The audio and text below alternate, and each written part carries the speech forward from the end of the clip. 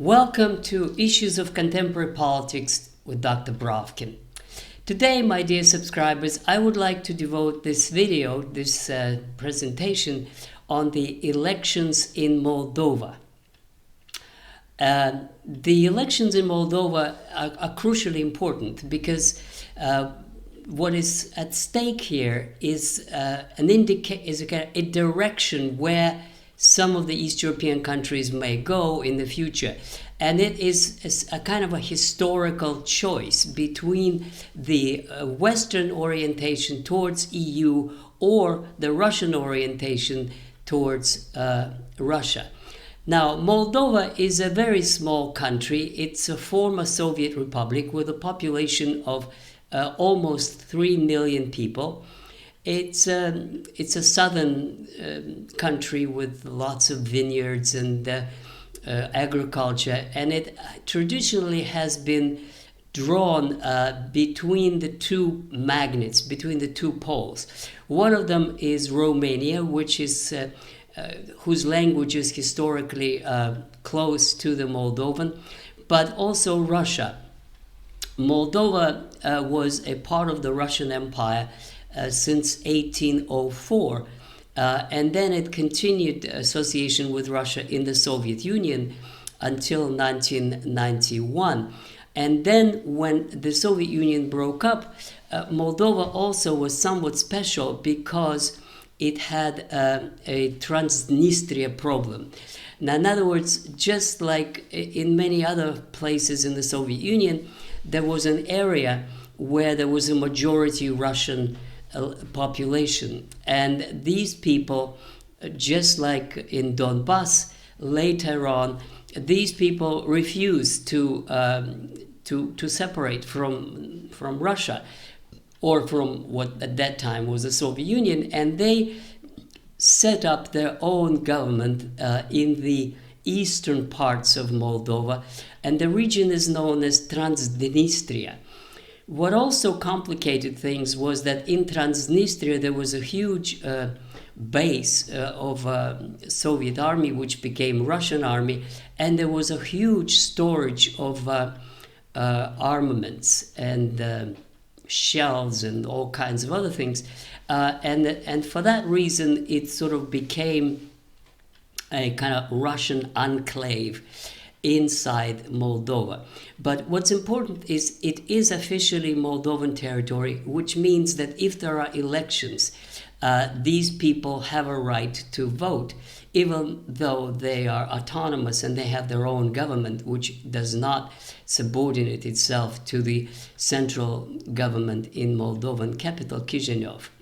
So this is the background of these elections. Now, the major party of Moldova that claims to have won is the Party of Action and Solidarity. It's led by Ms. Sandu, who actually is a French citizen and who is ardently pro-European, pro-NATO, pro-Romania. She wants Moldova to liquidate itself and join Romania, so this is their political position. Now, at the elections of the presidency, today's opposition figure, Mr. Dodon, was the president. And then in the previous elections for the presidency, Sandu won, and her party, PAS, they won. But even at that time, there were facts. It was not allegations, it's just fact that they won by the majority, not inside Moldova, but inside the European Union. In other words, the European Union citizens of Moldova living in the countries of the European Union had Moldovan passports, they had a right to vote, and it is thanks to their vote that Ms. Sandu won last time. And this is what is happening now as well in the current elections to the parliament, which I will go over very quickly. So the Party of Action and Solidarity, PAS, officially won 50.2% of the vote, which guaranteed its majority in the parliament, 55 seats out of 101.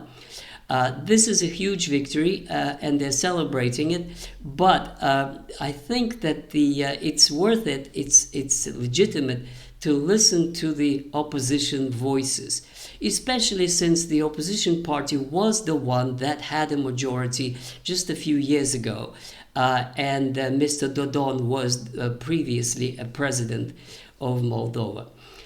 So the official data is that a Patriotic Electoral Bloc, in Moldovan abbreviation is BEP, that's Mr. Dodon's party, officially got 24.2%. And there were smaller parties, most of them didn't make it through the 5% threshold, but there were also alternative bloc that got 10 to 15%. And the major confrontation or competition was between these two parties. And one of them is called pro-Western or pro-EU, which is Mr. Sandu's party, and the other one is called pro-Russian. Even though I don't think it's quite fair to call them pro-Russian, they don't like the definition pro-Russian. They basically feel that they are pro-Moldovan, but that Moldova's interest would serve better if it was aligned not with the European Union but with Russia. So now what I want to do is go over some of the allegations of the both parties in terms of the violations during the elections. Now, the governing coalition or the governing party claim, most of it, is that Russia interfered in elections just exactly as the claim was in the United States in 2016 through money. So the Russian money was supposedly used to buy votes. Now, they claim that the opposition claims that in today's elections, just as in the previous ones, the majority was obtained thanks to the vote in the European Union. 78% of votes outside of Moldova voted for PAS. That, of course, is quite possible. These people live in the European Union. They probably are very happy in the European Union, and they probably, quite possible, voted for the ruling party, PAS. However, there were reports, and that Mr. Lavrov voiced those, that in many cases there were the same people were coming and voting many times over, and that the number of voting stations was disproportionate to the population in the European Union. Now, my count is that there's about 500,000 Moldovans living in European Union, and a lot of them are in Germany and in Romania and in Italy. And the data is that there were 300 plus stations in the European Union, 73 of them in Italy, and the Russians claim that there's 500,000 Moldovan citizens living in Russia, and they only had 2 polling stations. Now, 300 versus 2. And that's what opposition is claiming, is that essentially Moldovan citizens living in the Russian Federation were disenfranchised. They could not vote. The same also goes for the people in Transnistria. They do have a right to vote, and they were not allowed to vote because there were bridges blocked, and then there were no chance for those who wanted even to cross over from Transnistria to voting booths in a regular Moldovan territory were not allowed to do so. Now, another serious accusation or alleged accusation is the party ban and political persecutions. Now, some of it is beyond any doubt whatsoever, because there was a leader of Gandauzia, which is a a minority in southern Moldova. Her name is Yevgenia Gutsul. She was arrested, and I remember that was just a few months ago, in July and or in June. She was arrested and accused of being pro-Russian. That's very interesting. Like, as if it's a crime to be pro-Russian. It's not a crime to be pro-European, but it is somehow a crime to be pro-Russian. She was arrested even though she was an elected official. She was a mayor of a city, I believe.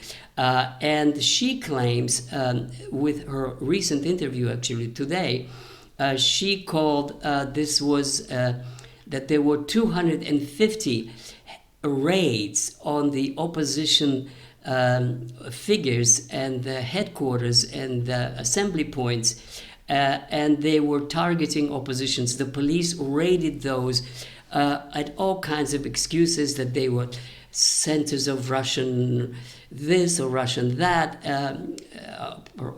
information and agitation, which is actually allowed by law. That's what elections are all about: agitation and information that is in opposition to the ruling party. So Marina Tauber called these the dirtiest elections ever in the history of Moldova, and refused to recognize these results. The opposition also cites that there were 47 cases of official complaints about violations of rules of elections, which was submitted to the Central Electoral Commission. That is as to party bans. Then there were also SOR, Greater Moldova, Heart of Moldova party, was simply banned on the eve of election. So when somebody says that they win elections and then just before they win, an opposition party gets arrested, and leaders of this party gets arrested, and then they're banned from participation, I'm sorry, but that doesn't sound like honest victory in elections. Now, another issue of contention is the media censorship. Now, the media censorship is very easy to verify, because even here in France, where I am now, when I want to listen to read the newspaper called Kiev Post, that's fine, perfectly fine. That's Zelensky's newspaper, and it just, no problem. You click and you open it. But when yesterday I tried to read the other Ukraine, which is Medvedchuk Post and the newspaper online, the sign came up that it is not available in your territory as, quote, a Russian-sponsored news outlet. Now, my question, of course, is it supposed to be, is it a crime to read a newspaper that supports Russia, or Russia supports it? Why is it that it is guaranteed by the French Constitution that there's freedom of press? Why can't I have access to a Russian-sponsored Ukrainian newspaper? It just doesn't make much sense. And of course, anybody who lives in Europe knows that RT is banned and Sputnik is banned, and essentially several news media TV programs are banned. Well, if they're banned in the free-loving France and Belgium and Germany, I can imagine that they're equally banned in Moldova. And in that case, I don't think anybody impartially could call elections free and fair if the opposition papers are banned, and if anything that has a connection to Russia is automatically suspect and is automatically discredited. And finally, the allegation is of administrative abuse. The opposition parties claim that on the night of elections, the Dodon's party was leading with having a majority of 49%, above 45% for the Sandu party.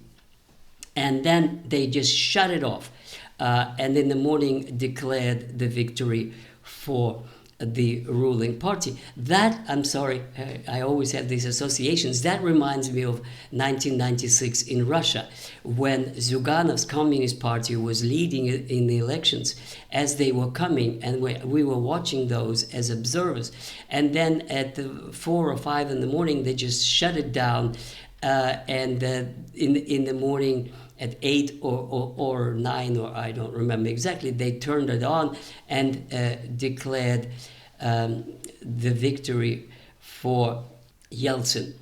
So this sounds very, very suspicious when in the morning they announce victory results without any statistics as it was coming up, and from where and by what count. And finally, what my point is that, being a skeptic, I doubt that the ruling party won, but be it as it may, what's more important is the historical context of what is happening. And that is that Moldova is in a very, very important strategic position. And following the debates in the coalition of the willing of the Western countries that are willing, supposedly, to help Ukraine fight against Russia, Moldova is of crucial strategic importance, because the plan, and therefore the victory of parties that want to sustain Moldova as an independent country, as a neutral country, is just totally against the plans of those freedom-loving, in quotation marks, pro-European politicians in Moldova. In other words, Moldova is surviving so far as a neutral country, and the current victory of pro-EU makes its direction dangerous for the complicated strategic situation in terms of war in Ukraine, and in terms of the looming confrontation with EU and NATO over Ukraine.